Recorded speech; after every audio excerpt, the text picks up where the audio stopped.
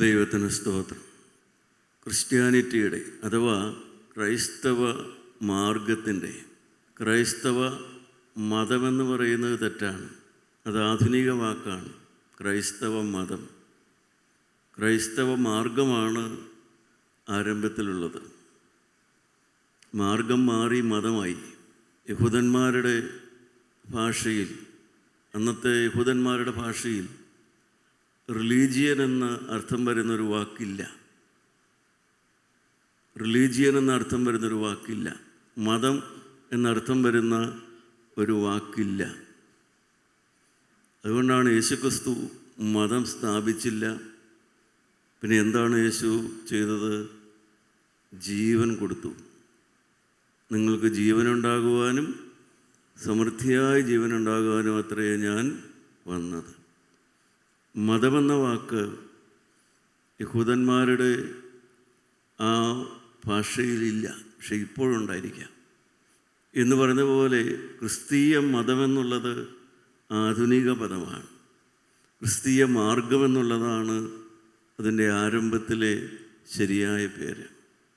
ക്രിസ്തീയ മാർഗം, the way of Christ. ക്രിസ്തു എങ്ങനെ ജീവിച്ചുവോ അതാണ് ദ ക്രിസ്ത്യൻ വേ എന്ന് പറയുന്നത്. അതിൻ്റെ ആരംഭം കാലമെന്ന് പറയുന്നത് വേദപുസ്തകത്തിലെ അപ്പോസ്തല പ്രവൃത്തികളുടെ പുസ്തകം 1-ാം അധ്യായത്തിൻ്റെ 1-ാം വാക്യം മുതൽ 8-ാം അധ്യായത്തിൻ്റെ 3-ാം വാക്യം വരെയുള്ള കാലമാണ് ക്രിസ്ത്യാനിറ്റിയുടെ ആരംഭ കാലഘട്ടം എന്ന് പറയുന്നത്.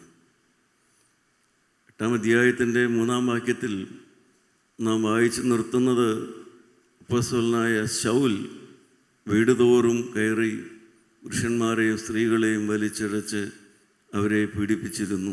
സ്തേഫാനോസിൻ്റെ മരണത്തെ തുടർന്നുള്ളതായ സംഭവമാണ് അവിടെ പറയുന്നത്. ആ കാലഘട്ടമാണ് ക്രൈസ്തവ മാർഗത്തിൻ്റെ ആരംഭ കാലഘട്ടം എന്ന് പറയുന്നത്. കർത്താവായ യേശു മരിച്ചതിന് ശേഷം ഏതാണ്ട് 4 കൊല്ലം കഴിഞ്ഞാണ് സ്തേഫാനോസിൻ്റെ രക്തസാക്ഷി മരണം എന്നാണ് പറയപ്പെടുന്നത്. സ്തേഫാനോസിൻ്റെ രക്തസാക്ഷി മരണം ക്രിസ്തുവിൻ്റെ മരണത്തിന് ശേഷം ഏതാണ്ട് 4 കൊല്ലം കഴിഞ്ഞാണ്. നിങ്ങൾക്കറിയാം, യഹൂദ ചരിത്രം ആരംഭിക്കുന്നത് മിസ്രൈമിലെ കണ്ണുനീരിലാണ്.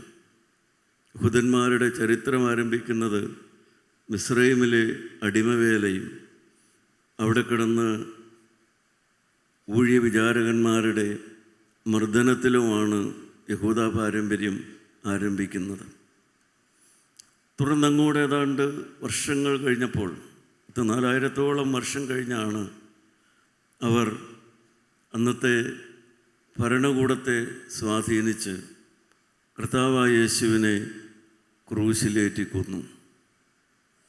കണ്ണുനീരോടെ ആരംഭിച്ചതായ ആ യഹൂദമതം ആർത്തുപാടി കർത്താവായ യേശുവിനെ ക്രൂശിച്ചു. അതേ തുടർന്ന് ഏതാണ്ട് 4 കൊല്ലം കഴിഞ്ഞപ്പോൾ സർക്കാരിൻ്റെ അനുവാദവും വേണ്ട, ഒത്താശയും വേണ്ട, ഒന്നും വേണ്ടാതെ സ്തേഫാനോസിനെ അവർ കല്ലെറിഞ്ഞു കൊന്നു. അതിനവർ ഒരു രാജാവിൻ്റെയോ നാടുവാഴിയുടെയോ അനുവാദം പോലും ചോദിച്ചില്ല. എന്നാൽ തുടർന്ന് നാം വേദപുസ്തകം നോക്കിയാൽ കാണാം, യഹൂദ ചരിത്രം ഏതാണ്ട് അവിടെ അവസാനിക്കുകയാണ്. സ്തേഫാനോസിനെ കൊന്നതോടുകൂടെ യഹൂദന്മാരെ കുറിച്ചുള്ളതായ വേദപുസ്തകത്തിൽ പറയുന്ന ഭാഗം അവസാനിക്കുകയാണ്. ദൈവത്തിന് സ്തോത്രം. ദൈവമക്കളെ, എന്നാൽ സ്തേഫാനോസിനെ കൊല്ലുന്ന കാലമാകുമ്പോഴേക്കും ആ 3 കൊല്ലത്തിനിടയ്ക്ക്, ക്രിസ്തുവിൻ്റെ മരണത്തിന് ശേഷം സ്തേഫാനോസിൻ്റെ മരണത്തിനിടയ്ക്കുള്ള ആ 3 കൊല്ലം കൊണ്ട് യഥാർത്ഥത്തിൽ ദൈവരാജ്യം മനുഷ്യഹൃദയത്തിൽ സ്ഥാപിതമായി കഴിഞ്ഞു. സ്നേഹത്തിൽ അധിഷ്ഠിതമായ, ക്ഷമയിൽ അധിഷ്ഠിതമായ, സമാധാനത്തിൽ അധിഷ്ഠിതമായ ആ ക്രൈസ്തവ മാർഗം മനുഷ്യഹൃദയത്തിൽ സ്ഥാപിക്കപ്പെട്ടു കഴിഞ്ഞു. ആ ചുരുങ്ങിയ കാലം കൊണ്ട് തന്നെ എന്താണ് സംഭവിച്ചത് നിങ്ങൾക്കറിയാം. കർത്താവായ യേശുവിനെ ക്രൂശിച്ചു കഴിഞ്ഞപ്പോൾ പിന്നീട് അവിടെ അതൊരു വലിയ സംഭവമായിരുന്നല്ലോ. അന്നത്തെ പാവപ്പെട്ട മനുഷ്യർക്കൊരു ഷോക്കായിരുന്നത്. ഇനി എന്ത് ചെയ്യും? ഭീഷണി, നിലനിൽക്കാൻ മാർഗമില്ല. സഹായം പ്രതീക്ഷിച്ചത് യേശുവിനെ മാത്രം. യേശുവാണെങ്കിൽ അവൻ ക്രൂശിൽ കൊല്ലപ്പെട്ടു. നീ എന്ത് ചെയ്യുമെന്നുള്ളതായ ഒരു വലിയൊരു ആശങ്കയുടെ കാലമായിരുന്നു. അവരാണെങ്കിലോ അക്കാലത്തെ അടിമകൾ, മുക്കുവന്മാർ, വലിയ പരിജ്ഞാനമില്ലാത്തവർ, പഠിപ്പില്ലാത്തവർ, ജ്ഞാനമില്ലാത്തവർ എന്നൊക്കെയാണ് അവരെ വിളിച്ചിരുന്നത് തന്നെ. അങ്ങനെയുള്ളതായ കുറേ പാവപ്പെട്ട മനുഷ്യർ മാത്രം അവശേഷിച്ചു. ബാക്കി ആരുമില്ല അവരുടെ കൂടെ. അധികാരികളില്ല, സഭയില്ല, ജ്ഞാനികളില്ല, പണക്കാരില്ല, ആരുമില്ല. നിസ്സാരന്മാരായ കുറേ അടിമകളും ആ സാധാരണക്കാരായ കുറേ നാട്ടുകാരും മാത്രം അവശേഷിച്ചു. പക്ഷേ അവിടെ ഒന്നും അവസാനിച്ചില്ല. എന്താണ് ഉണ്ടായത്? ഐഹികമല്ല എന്ന് യേശു പറഞ്ഞ ആ ഐഹികമല്ലാത്ത രാജ്യം ആ പാവപ്പെട്ടവരുടെ, ആ പട്ടിണിപ്പാവങ്ങളുടെ, വിദ്യാഭ്യാസമില്ലാതെ പാണ്ഡിത്യമില്ലാത്തതായ ആ പട്ടിണിപ്പാവങ്ങളുടെ ഹൃദയത്തിൽ ദൈവരാജ്യം സ്ഥാപിതമായി. സ്നേഹം, സമാധാനം, ക്ഷമ, സഹനം, ഇതെല്ലാം മുഖമുദ്രയായിട്ടുള്ളതായ ആ ദൈവരാജ്യം അവരുടെ ഹൃദയത്തിൽ സ്ഥാപിതമായി. ആർക്കും തടുക്കാൻ സാധിച്ചില്ല. ആ മുക്കുവന്മാരെ, പട്ടിണി പാവങ്ങളെ, നിസ്സാരന്മാരെ ക്ഷമിക്കുന്ന സ്വഭാവം, സഹിക്കുന്ന സ്വഭാവം, സ്നേഹിക്കുന്ന സ്വഭാവം, സമാധാനം ഉണ്ടാക്കിയതേയുള്ളൂ. അങ്ങനെയുള്ളതായ ആ ദൈവരാജ്യത്തിൻ്റെ ഹൃദയത്തിൽ ആ ദൈവരാജ്യം സ്ഥാപിക്കപ്പെട്ടതായ ആ പാവപ്പെട്ട മനുഷ്യരെ തകർക്കുവാൻ അന്നത്തെ സാമ്രാജ്യത്തിന് സാധിച്ചില്ല, അന്നത്തെ മതത്തിന് സാധിച്ചില്ല, ആരെക്കൊണ്ട് സാധിച്ചില്ല. അത് അതിവേഗത്തിൽ ആ സ്നേഹ സാമ്രാജ്യം വളരാൻ തുടങ്ങി. ദൈവത്തിന് സ്തോത്രം. അതാണ് ക്രൈസ്തവ മാർഗത്തിൻ്റെ ആദ്യകാലമെന്ന് പറയുന്നത്.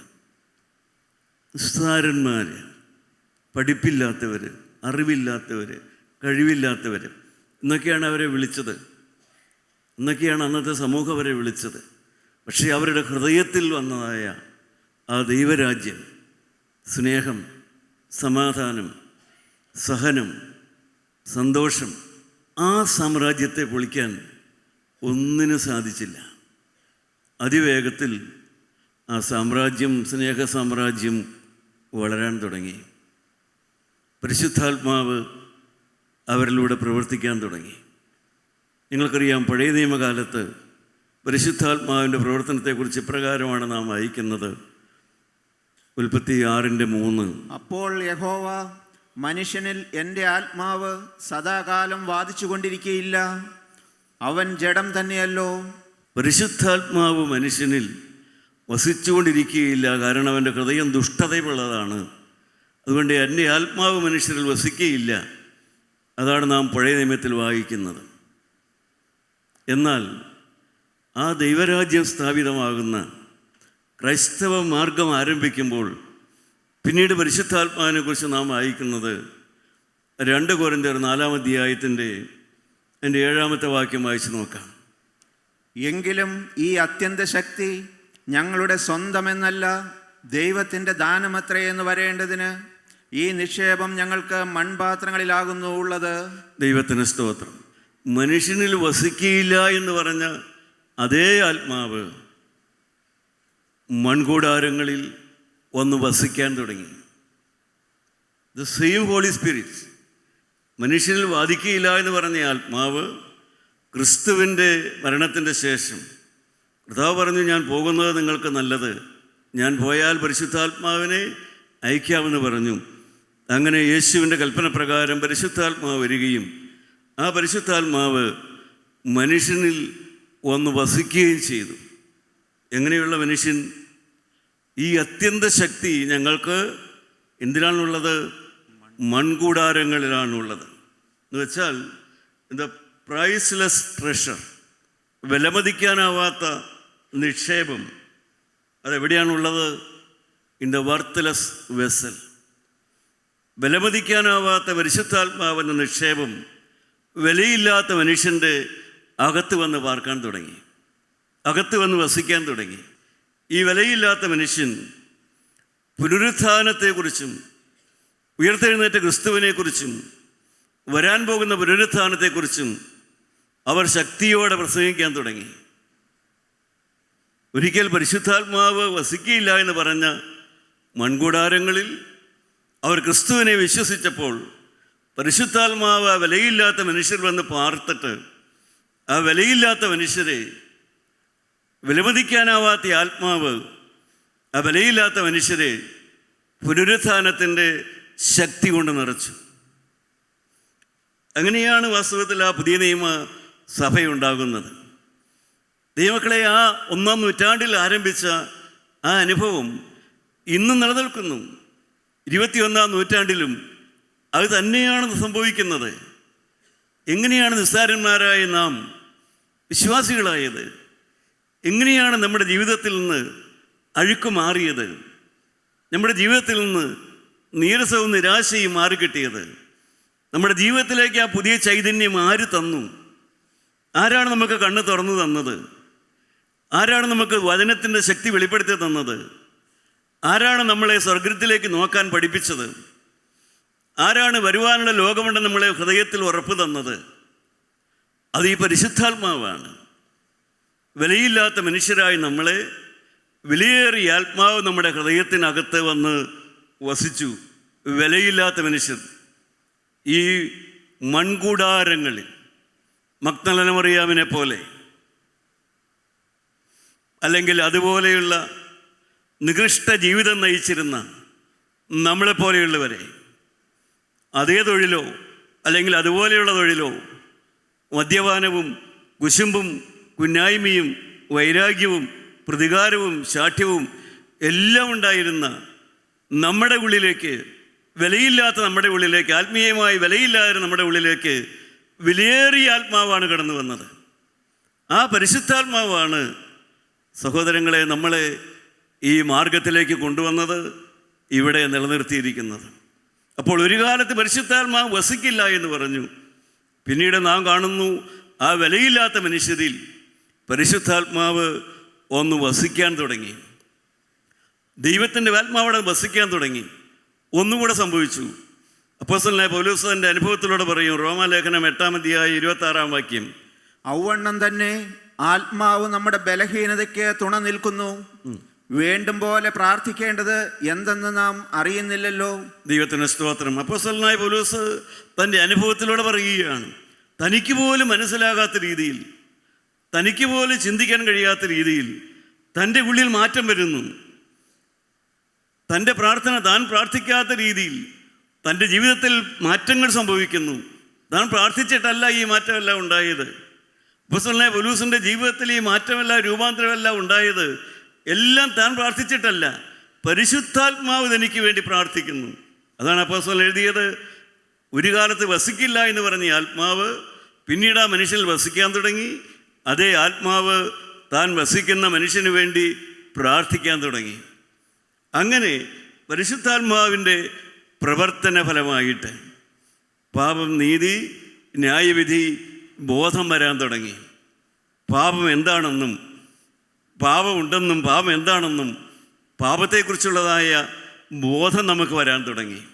തിന്മയെക്കുറിച്ചുള്ള ബോധം വരാൻ തുടങ്ങി. നമ്മുടെ പ്രവൃത്തികളെക്കുറിച്ചുള്ളതായ സുബോധം നമുക്ക് വരാൻ തുടങ്ങി. തെറ്റുകൾ തിരുത്തണമെന്നുള്ള ആഗ്രഹം വരാൻ തുടങ്ങി. ഇതെല്ലാം നമ്മുടെ ജീവിതാനുഭവമല്ലേ ദൈവമക്കളെ? പാപം ക്ഷമിക്കും, പാപത്തിന് പരിഹാരമുണ്ട്. ക്രിസ്തുവിൻ്റെ രക്തം പാപത്തിന് പരിഹാരം തരും. ഏത് പാപവും ക്ഷമിക്കുമെന്നുള്ളതായ ആ ബോധം നമ്മുടെ ഉള്ളിലേക്ക് വന്നു. നീതിബോധം. പാപം, ആ ബോധം മാത്രമല്ല, അതോടൊപ്പം പാപം ക്ഷമിച്ചു കിട്ടുമെന്നുള്ളതായ ആ ധൈര്യം, ആ വീര്യം, ആ ഉറപ്പ് ഹൃദയത്തിലേക്ക് വന്നു. പാപത്തെക്കുറിച്ചുള്ള ബോധം മാത്രമല്ല, പാപം ക്ഷമിച്ചു കിട്ടുമെന്നുള്ള ഉറപ്പും വന്നു. അതോടൊപ്പം ഒന്നുകൂടെ വന്നു, ന്യായവിധി ഉണ്ട് എന്നും ഇപ്പോൾ ക്രിസ്തുയേശുവിലുള്ളവർക്ക് ശിക്ഷാവിധി ഒഴിവായി കിട്ടുമെന്നുള്ളതായ ആ 3 ബോധങ്ങളാണ് നമുക്ക് പരിശുദ്ധാത്മാവ് തന്നത്.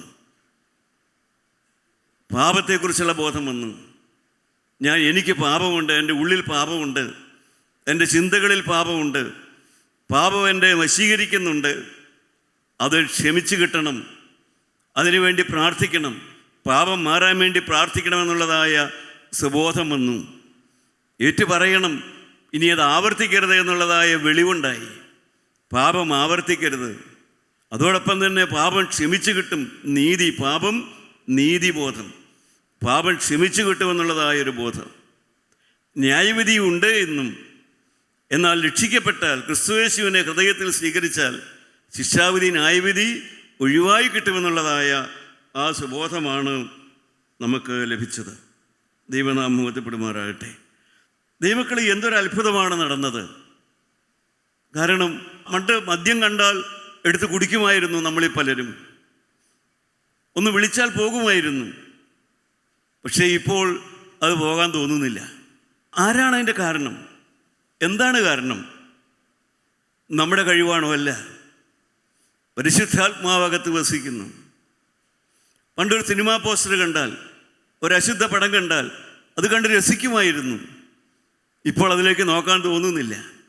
എന്തുകൊണ്ടാണ് നോക്കാൻ മനസ്സ് വരാത്തത്? നമ്മുടെ അകത്ത് പരിശുദ്ധാത്മാവ് സജീവമായി നിൽക്കുന്നു. പരിശുദ്ധാത്മാവ് പ്രാർത്ഥിക്കുന്നു, കർത്താവേ, ഇവൻ്റെ കണ്ണിന് അതൊന്നും ആകർഷണം തോന്നരുതേ, ഇവൻ്റെ കണ്ണിലേക്ക് അതിനൊന്നും ആകർഷണം തോന്നരുതേ എന്ന്.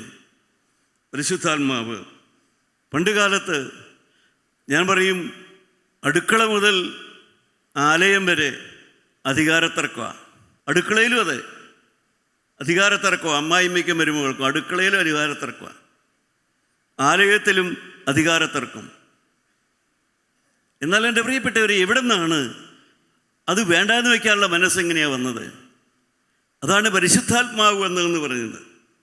ദൈവനാമം മഹത്വപ്പെടുമാറാകട്ടെ. ആ പരിശുദ്ധാത്മാവകത്ത് വന്നിട്ട് എന്താണ് സംഭവിച്ചത്? അധികാരത്തിൻ്റെ സുവിശേഷം നാം അറിഞ്ഞു. അധികാരത്തിൻ്റെ സുവിശേഷം. കർത്താവായ യേശു ഭൂമിയിലേക്ക് വന്നപ്പോൾ യോഹന്നാൻ സ്നാപകൻ വന്നു, മാനസാന്തരത്തിന് സ്നാനം പ്രസംഗിച്ചു. കർത്താവായ യേശു വന്നു, അധികാരത്തിൻ്റെ സുവിശേഷം പ്രസംഗിച്ചു. എന്താണ് അധികാരം? എന്നിൽ നിന്ന് പിശാചിനെ മാറ്റാനുള്ള അധികാരം.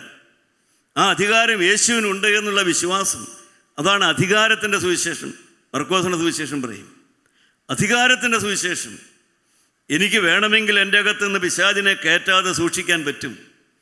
യേശുക്രിസ്തുവിന് അവൻ്റെ അധികാരത്താൽ എൻ്റെ ഹൃദയത്തെ വിശുദ്ധീകരിക്കാൻ പറ്റും. അങ്ങനെ നിർമ്മലമായ സുവിശേഷം, അധികാരത്തിൻ്റെ സുവിശേഷം നമ്മുടെ എല്ലാ ഹൃദയത്തിൽ വന്ന് നമുക്ക് ഇത്രത്തോളം മാറ്റങ്ങൾ സംഭവിച്ചുകൊണ്ടിരിക്കുന്നു. ഇതെല്ലാം ചെയ്തത് കൃത്യനായ ക്രിസ്തുവാണ്. ക്രിസ്തുവിൻ്റെ ക്രൂശ് മരണം, തുടർന്നുള്ളതായ പരിശുദ്ധാത്മാവിൻ്റെ പ്രവർത്തനം. അങ്ങനെ നിസ്സാരന്മാരായ മനുഷ്യരെ കർത്താവിൻ്റെ ആത്മാവ് അവരുടെ ഹൃദയത്തിൽ വസിച്ചുകൊണ്ട് ദൈവമക്കളെ വളർത്താൻ തുടങ്ങി. എന്നാൽ പ്രിയപ്പെട്ടവരെ, ഈ പരിശുദ്ധാത്മാവകത്തേക്ക് വന്നപ്പോൾ ക്രിസ്തുവിൻ്റെ മുഖത്തേക്ക് നമുക്ക് നോക്കാൻ പറ്റി. ക്രൂശിക്കപ്പെട്ടവനായ ക്രിസ്തുവിൻ്റെ മുഖത്തേക്ക്, തൂക്കപ്പെട്ട് വിലാവ് തുറന്ന് ആ രക്തം വെള്ളമൊഴുകുന്ന മിശിഹായുടെ മുഖത്തേക്ക്, ക്രിസ്തുവിലേക്ക് നോക്കണം, ക്രിസ്തുവിനെ വിളിക്കണം, ക്രിസ്തുവിനോട് പ്രാർത്ഥിക്കണം, ക്രിസ്തുവിനെ സ്തുതിക്കണം, ക്രിസ്തുവിനെ മുഖത്തപ്പെടുത്തണം. യേശു എൻ്റെ രക്ഷകൻ, യേശു എൻ്റെ ഉടയവൻ, യേശുവിനെ കർത്താവെന്ന് വാഗൊണ്ട് ഏറ്റുപറയുകയും ദൈവം എന്നെ മരിച്ചവർ നിരപ്പിച്ചുവെന്ന് ഹൃദയം കൊണ്ട് വിശ്വസിക്കുകയും ചെയ്താൽ നീ രക്ഷിക്കപ്പെടും. ദൈവമക്കളെ, ഹൃദയവും വായും ഒരുപോലെ ഇരിക്കുമോ? നിങ്ങളൊന്ന് ആലോചിച്ച് നോക്കി. ഹൃദയവും വായും ഒരുപോലെയാണോ? നിങ്ങൾ വാഗൊണ്ട് പറയുന്ന പോലെയാണോ നിങ്ങളുടെ ഹൃദയം? നിങ്ങളുടെ ഹൃദയത്തിലുള്ളതുപോലെയാണോ നിങ്ങളുടെ വായ് സംസാരിക്കുന്നത്? ഹൃദയവും വായും ഒരുപോലെയാണെന്ന് ആർക്ക് പറയാൻ പറ്റും? ആർക്കാ സാക്ഷ്യമുള്ളത്? ഞാൻ പറയുന്നത് എൻ്റെ ഹൃദയത്തിലുള്ളത് തന്നെയാണ്, എൻ്റെ വാഗൊണ്ട് പറയുന്ന പോലെ തന്നെയാണ് എൻ്റെ ഹൃദയം എന്നുള്ളതായ സാക്ഷ്യം നിങ്ങൾക്കുണ്ടോ? ഹൃദയവും വായും രണ്ടല്ലേ? കുടുംബത്തിലും അങ്ങനെയല്ലേ? വാഗൊണ്ട് പറയുന്ന പോലെയാണോ ഹൃദയം ഇരിക്കുന്നത്? ഹൃദയത്തിലുള്ളത് പോലെയാണോ വാഗൊണ്ട് പറയുന്നത്? അവിടെയെല്ലാം വ്യാജവും കൗശലവും ഇല്ലേ?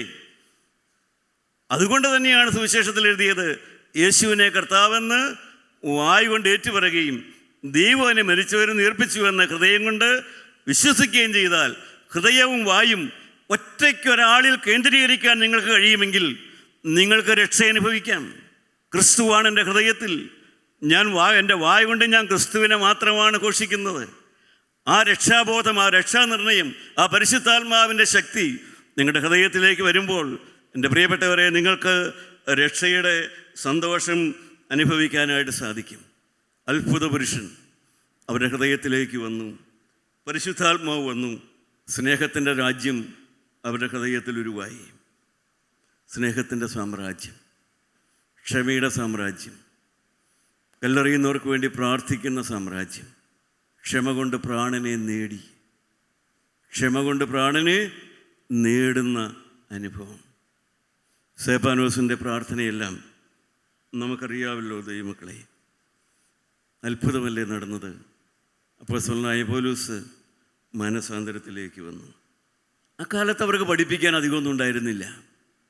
ഇന്നത്തെ പോലെ ഒരുപാട് തിയോളജി വിഷയമൊന്നും അവർക്കുണ്ടായിരുന്നില്ല. 1-ാം നൂറ്റാണ്ടിലെ സഭയ്ക്ക് ഒരുപാട് തിയോളജി ഒന്നും പഠിപ്പിക്കാനുണ്ടായിരുന്നില്ല. അവർക്കാകെ പഠിപ്പിക്കാനുണ്ടായിരുന്നത് യേശു ഉയർത്തെഴുന്നേറ്റു, അതുകൊണ്ട് നിങ്ങൾ ഉയർത്തെഴുന്നേൽക്കും. യേശു ഉയർത്തെഴുന്നേറ്റു, അതുകൊണ്ട് നിങ്ങളും ഉയർത്തെഴുന്നേൽക്കും. ഇന്നത്തെ സഭയുടെ പഠിപ്പിക്കൽ അത്രയൊക്കെ ഉള്ളൂ. യേശു ക്രിസ്തു ഉയർത്തെഴുന്നേറ്റു, അതുകൊണ്ട് നിങ്ങളും മരണം കഴിഞ്ഞാൽ ഉയർത്തെഴുന്നേൽക്കും.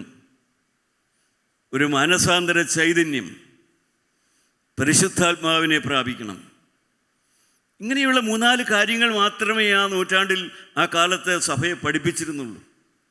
ഒരുപാട് തിയോളജി ഒന്നും പഠിപ്പിച്ചില്ല, ഒന്നും പഠിപ്പിക്കേണ്ടതായ ആവശ്യം വന്നില്ല.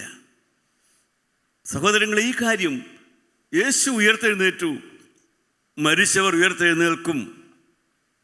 ഒരു മാനസാന്തര ചൈതന്യം മനുഷ്യന് വേണം. പരിശുദ്ധാത്മാവിനെ മനുഷ്യൻ പ്രാപിക്കണം. ഈ കാര്യം മാത്രമാണ് പഠിപ്പിച്ചത്. ദൈവത്തിന് സ്തോത്രം. അതിൽ നിന്ന് അന്നത്തെ ജനത്തിന് മനസ്സിലായി. ദൈവമക്കളെ, ഇന്നും അത് തന്നെയാണ് ആവശ്യം.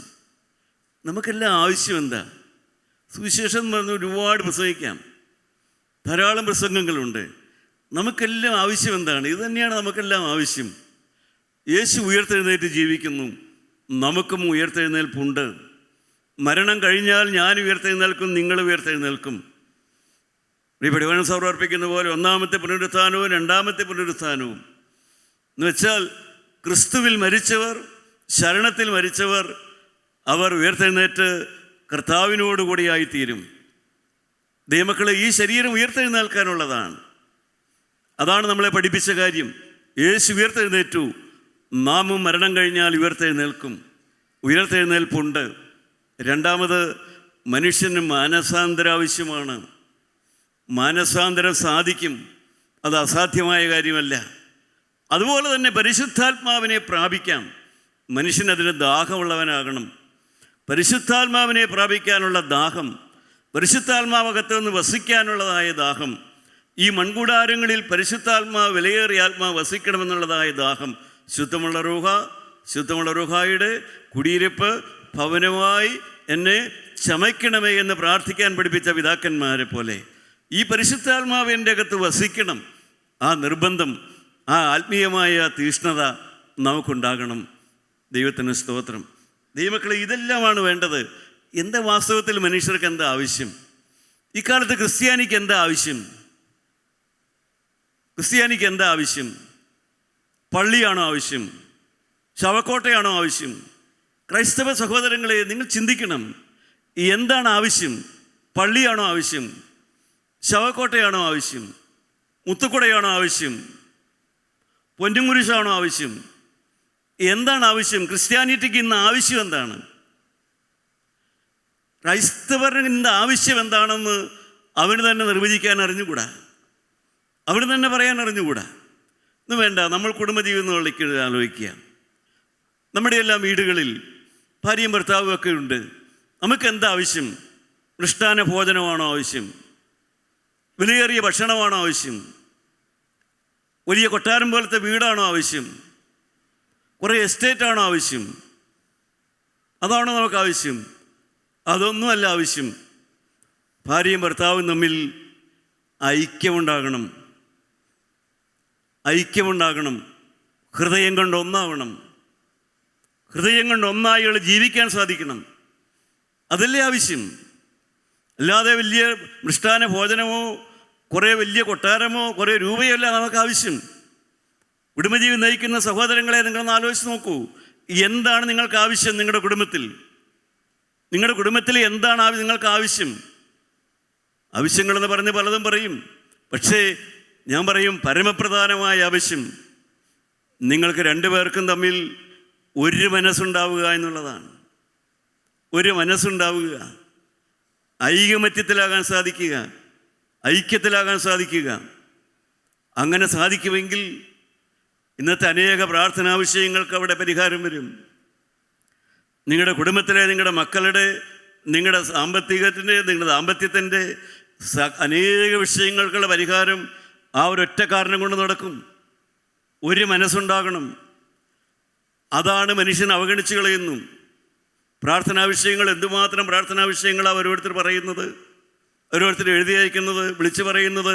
പക്ഷേ ഒറ്റയാൾ പോലും എനിക്കും ഭർത്താവിനും കൂടെ ഒരു മനസ്സുണ്ടാകണമെന്ന് പ്രാർത്ഥിക്കണമെന്ന് പറയണ പോലുമില്ല. എനിക്കും എൻ്റെ ഭാര്യയ്ക്കും കൂടെ ഒരു മനസ്സുണ്ടാകണമെന്ന് ഒറ്റ മനുഷ്യൻ പറയുന്നില്ല. അപ്പോൾ എല്ലാവരുടെയും വീട്ടിലെല്ലാവരും ഒരു മനസ്സായിരിക്കും അല്ലേ? നന്നായി ഐക്യത്തിലായിരിക്കുമല്ലേ? എല്ലാ വീട്ടിലും പൂർണ്ണ ഐക്യത്തിലായിരിക്കുമല്ലേ? ബാക്കി ഒരുപാട് പ്രാർത്ഥനാ വിഷയങ്ങളുണ്ട്.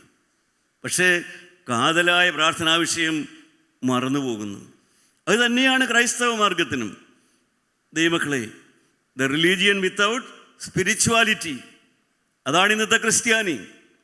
മതം without spirituality, Christian without Bible, വേദപുസ്തകമില്ലാത്ത ക്രിസ്ത്യാനി, അതാണ് ഇന്നത്തെ ക്രിസ്ത്യാനി. വേദപുസ്തകം വിശ്വസിക്കാത്ത ക്രിസ്ത്യാനി, വേദപുസ്തകം മാനിക്കാത്ത ക്രൈസ്തവൻ, ആത്മീയമില്ലാത്ത ക്രിസ്ത്യാനി. സഹോദരങ്ങളെ, നമുക്കെല്ലാം നാം ഇതിൻ്റെ എല്ലാം നടുവിൽ, നാം ഏതെങ്കിലും തിരുത്തൽവാദമല്ല, നാം ഇതിൻ്റെ എല്ലാം നടുവിൽ നിന്നുകൊണ്ട് സഭ മാറണ്ട, മതം മാറണ്ട, പുതിയ സഭയുണ്ടാക്കണ്ട, പള്ളിയും ഇതൊന്നും മാറണ്ട. എന്നാൽ യഥാർത്ഥമായിട്ട് ക്രിസ്തുവും നിങ്ങൾ ഒന്നാകണം, യേശുവും ദൈവം നിങ്ങൾ ഒന്നാകണം, നിരപ്പാകണം. ദൈവത്തിൻ്റെ ഹൃദയത്തിലേക്ക് നിങ്ങൾ വരണം. ദൈവം ആഗ്രഹിക്കുന്ന പോലുള്ള ജീവിതം നിങ്ങൾ നയിക്കണം. ദിവസവും രാവിലെ പ്രാർത്ഥിക്കണം, കർത്താവേ, ഞാൻ ഇന്ന് എന്താ ചെയ്യേണ്ടത്? ഞാൻ നടക്കേണ്ടുന്ന വഴി എനിക്ക് കാണിച്ചു തരണം. ഭഗവാനായ പൗലോസ് മാനസാന്തരപ്പെട്ട് കഴിഞ്ഞപ്പോൾ ആദ്യം ചോദിച്ചെന്താ? കർത്താവേ, ഞാൻ ഇനി എന്ത് ചെയ്യണം? എന്താ ചെയ്യേണ്ടത്? പ്രിയപ്പെട്ടവരെ, അങ്ങനെ കർത്താവായ യേശുവിനോട്, കർത്താവേ, ഞാൻ എന്താ ചെയ്യേണ്ടത്? മുന്നോട്ട് പോകാൻ, എൻ്റെ കുടുംബത്തിൽ ഐക്യം വരുത്താൻ, എൻ്റെ ഭാവി നന്നാകാൻ ഞാൻ എന്താണ് ചെയ്യേണ്ടത്? നിൻ്റെ ആലോചന എനിക്ക് തരണം, നിൻ്റെ വഴി എനിക്ക് മനസ്സിലാക്കി തരണം. ഇന്നത്തെ അവസ്ഥയൊന്ന് മാറാൻ എന്താ ചെയ്യേണ്ടത്? എനിക്കൊന്ന് മനസ്സിലാക്കി തരണം. ദൈവമക്കളെ, ഇതല്ലേ വാസ്തവത്തിൽ ആവശ്യം? ആ പ്രാർത്ഥന നമ്മുടെ ചുണ്ടിലുണ്ടെങ്കിൽ തീർച്ചയായും ക്രിസ്തു നമ്മളെ വഴി നടത്തും. കർത്താവേ, ഞാൻ എന്താ ചെയ്യേണ്ടത്? ഇപ്പോൾ ഇവിടെ ഇരിക്കുന്നതിൽ ദൈവമക്കളെ, നിങ്ങളൊന്ന് ചോദിച്ചു നോക്കൂ കർത്താവിനോട്, കർത്താവേ, ഇന്നത്തെ എൻ്റെ ഈ കുടുംബത്തിലെ അന്തരീക്ഷത്തിൽ ഞാൻ എന്താ ചെയ്യേണ്ടത്? നിങ്ങൾ ആ പ്രാർത്ഥന വിഷയമായിട്ടൊന്ന് മുട്ടിന്മേലിരിക്കൂ. ആ പ്രാർത്ഥനാ വിഷയമായിട്ട് നിങ്ങൾ തനിയെ ഒന്ന് മുട്ടിന്മേലിരിക്കൂ. എന്നിട്ട് കർത്താവിനോട് ചോദിക്കൂ, കർത്താവേ, ഞാൻ എന്താ ചെയ്യേണ്ടത്? ഞാൻ എങ്ങനെയാണ് മുന്നോട്ട് പോകേണ്ടത്? ഞാൻ ഏത് കാര്യമാണ് ക്രമീകരിക്കേണ്ടത്? എന്നെ ഒന്ന് ഉടച്ചു വാർക്കണം, എന്നെ ഒന്ന് പൊളിച്ചു പണിയണം. നീ ആഗ്രഹിക്കുന്ന പോലെ എന്നെ ഒന്ന് പൊളിച്ചു പണിയണം, എന്നെ ഒന്ന് ഉടച്ചു വാർക്കണം. സഹോദരങ്ങളെ, നിങ്ങൾ ആത്മാർത്ഥമായി പ്രാർത്ഥിക്കുമെങ്കിൽ കർത്താവ് തന്നെ ഇതെല്ലാം നിങ്ങൾക്ക് ചെയ്തു തരും. യേശുക്രിസ്തു തന്നെ നിങ്ങൾക്ക് അവൻ്റെ കയ്യിലെ ഒരു മാനപാത്രമായി നിങ്ങളെ മാറ്റും. ദൈവത്തിന് സ്തോത്രം. നാം ചില വാക്കുകൾ കേട്ട് ഭയപ്പെട്ട് മാറേണ്ടവരല്ല. ചെവി രണ്ടും മുഴങ്ങുന്ന അനർത്ഥം വരുമെന്നുള്ള വാക്ക് കേട്ട് നാം ഭയപ്പെടാറുണ്ട്. കാഷ്ടം കോരിക്കളയുന്ന പോലെ കുടുംബത്തെ കോരിക്കളയുമെന്ന് കേട്ട് നാം ഭയപ്പെടാറുണ്ട്. അതെല്ലാം വേദപുസ്തകത്തിലെ വാക്യമാണ്. പക്ഷേ അതേ വേദപുസ്തകത്തിൽ തന്നെ പറയുന്നുണ്ട്, കൊശവൻ്റെ കയ്യിൽ ചീത്തയായിപ്പോയ പാത്രത്തെ അവൻ തനിക്ക് പറ്റിയ മറ്റൊരു പാത്രമാക്കി മെനഞ്ഞു. ദൈവമക്കളെ, നിങ്ങൾ വിശ്വസിക്കൂ, ഈ ദൈവം മെനഞ്ഞെടുക്കുന്നവനാണ്. ഒന്നാമത് പിന്മാറിപ്പോയതാരാ? ഒന്നാമത് യേശുവിനെ വിട്ട് പിന്മാറിപ്പോയതാരാ? പത്രോസ് അപ്പോസ്തലൻ. ഒന്നാമത് തള്ളിപ്പറഞ്ഞ ആരാ? പത്രോസ് അപ്പോസ്തലൻ. ഒന്നാമത് കരഞ്ഞതാരാ? പത്രോസ് അപ്പോസ്തലൻ. ഒന്നാമത് സുവിശേഷം പറഞ്ഞതാരാ? പത്രോസ് അപ്പോസ്തലൻ. ദൈവമക്കളെ, നീ എന്നെ സ്നേഹിക്കുന്നുണ്ടോ എന്ന് യേശുക്രിസ്തു പത്രോസിനോട് ചോദിച്ചു. പത്രോസ് തിരിച്ചു ചോദിച്ചില്ല, കർത്താവേ ഇത്രയൊക്കെ ചെയ്തിട്ട് നീ എന്നെ സ്നേഹിക്കുന്നുണ്ടോ എന്ന് പത്രോസ് തിരിച്ചു ചോദിച്ചോ? ചോദിച്ചില്ല. കാരണം പത്രോസിനറിയാം, യേശു സ്നേഹം മാത്രമാണ്. യേശു സ്നേഹം മാത്രമാണ്. ദൈവമക്കളെ, ഒന്നാമത് തള്ളിപ്പറഞ്ഞവൻ, ഒന്നാമത് പിന്നെ ദൂരവേ അനുഗമിച്ചവൻ, ഒന്നാമത് കരഞ്ഞതും അവൻ തന്നെ. ഒന്നാമത് അവനെ തന്നെയാണ് കർത്താവ് സുവിശേഷം പറയാൻ എഴുന്നേൽപ്പിച്ചത്. എങ്കിൽ ദൈവവേദലേ നിന്നെയും അവൻ എഴുന്നേൽപ്പിക്കും. നിൻ്റെ തലയും അവൻ ഉയർത്തും, നിൻ്റെ കുടുംബത്തെ അവൻ ഉയർത്തും, നിൻ്റെ ഭാവിയെ അവൻ ഉയർത്തും. തള്ളിപ്പറഞ്ഞു പോയല്ലോ, പിന്മാറിപ്പോയല്ലോ, കൂട്ടുകാരെയും കൂടെ പറ്റിക്കളഞ്ഞല്ലോ, ധാരാളം ദോഷങ്ങളുണ്ട്. ദൈവമക്കളെ, ക്രൈസ്തവ മാർഗത്തിൽ ഉറച്ചു നിൽക്കുമ്പോൾ ധാരാളം നേരിടേണ്ടി വരും. കണ്ണ് ചൂന്നെടുത്ത് തരാമെന്ന് പറഞ്ഞവർ പിന്നീട് അഭിപ്രായം മാറി. ദൈവമക്കളെ, നമുക്കുടെ നേരിൽ ആരോപണങ്ങൾ വരും. ഇതെല്ലാം ഗലാത്യ ലേഖനത്തിൽ പറയുന്നുണ്ട്. നിങ്ങൾ വിശ്വസിക്കൂ, പരിശുദ്ധാത്മാവ് ഇവിടെയുണ്ട്. ഒന്നാമത് തള്ളിപ്പറഞ്ഞവനെയും ഒന്നാമത് സുവിശേഷകനാക്കി, ഒന്നാമത് പിന്നമേ അനുഗമിച്ചവനെ ഒന്നാമത് കരയുന്നവനാക്കി. ഹല്ലേലൂയ. ദൈവമക്കളെ, ഇതെല്ലാം സ്നേഹിക്കാനായിരുന്നു, ഇതെല്ലാം വളർത്താനായിരുന്നു, ഇതെല്ലാം ഉയർത്താനായിരുന്നു, ഇതെല്ലാം അവൻ്റെ നിലമാറ്റാനായിരുന്നു, അവൻ്റെ ആത്മാവിന് വീര്യം പകരാനായിരുന്നു. ദൈവവേദലേ, അവൻ നിന്നോട് ഇടപെട്ടത് കുശവൻ്റെ കയ്യിലെ കണ്ണിവെണ്ണു പോലെ നിന്നെ മെനയാനായിരുന്നു. നീ വചനം വായിച്ച് ഭയപ്പെടുകയല്ല, നിൻ്റെ പാപം കണ്ട് ഭയപ്പെട്ട് മാറുകയല്ല, പാപം കണ്ട് മുന്നോട്ട് വരികയാണ് വേണ്ടത്. യേശുവിൻ്റെ ആത്മാവേ, പാപബോധം വന്ന് പുറകോട്ട് മാറുകയല്ല, മുന്നോട്ട് വരികയാണ് ചെയ്തത്. അനർത്ഥം കണ്ട് പുറകോട്ട് മാറുകയല്ല. അനർത്ഥം കഴിയുമ്പോൾ ഞാൻ ഒന്നുകൂടെ യേശുവിൻ്റെ അടുക്കലേക്ക് അടുത്തു. കർത്താവേ, പരാജയം കഴിഞ്ഞപ്പോൾ ഞാൻ ഒന്നുകൂടെ യേശുവിൻ്റെ അടുക്കലേക്ക് എടുത്തു. പത്രോസിൻ്റെ പരാജയത്തിൻ്റെ പടിവഴി കഴിഞ്ഞപ്പോൾ അവൻ ഒന്നുകൂടെ യേശുവിൻ്റെ അടുക്കലേക്ക് എടുത്തു. പ്രിയ ദൈവമക്കളെ, നിങ്ങൾ ഒന്നുകൂടെ അടുത്തേക്ക് വരികയാണ് വേണ്ടത്. ഇന്ന് നിങ്ങൾ എടുക്കേണ്ട തീരുമാനം അതാണ്. കർത്താവേ, പിന്മാറാനല്ല, പുറകോട്ട് മാറാനല്ല, കുറ്റം പറയാനല്ല. ദൈവമക്കളെ, ദൈവത്തെ അറിഞ്ഞും വിശേഷാൽ ദൈവം നിങ്ങളെ അറിഞ്ഞും. ഹല്ലേലൂയ. യേശുവിന് സക്കായിയുടെ പേരറിയാമായിരുന്നു, സക്കായിക്ക് യേശുവിൻ്റെ മുഖച്ഛായ അറിയാമായിരുന്നു, മുഖം കണ്ടറിയാമായിരുന്നു. എന്നാൽ സക്കായിയും യേശുവും കൂടെ ഒരുമിച്ച് ഒരു ദിവസം കഴിഞ്ഞുകൂടിയപ്പോൾ എന്തുണ്ടായി എൻ്റെ പ്രിയപ്പെട്ടവരെ? സക്കായിയുടെ പേര് യേശുവിനറിയാം, യേശുവിൻ്റെ മുഖം കണ്ടാൽ സക്കായിക്കറിയാം. എന്നാൽ യേശുവും സക്കായിയും കൂടെ ഒരുമിച്ച് ഒരു ദിവസം രാത്രി ജീവിച്ചു കഴിഞ്ഞപ്പോൾ എന്തെല്ലാം അറിഞ്ഞു.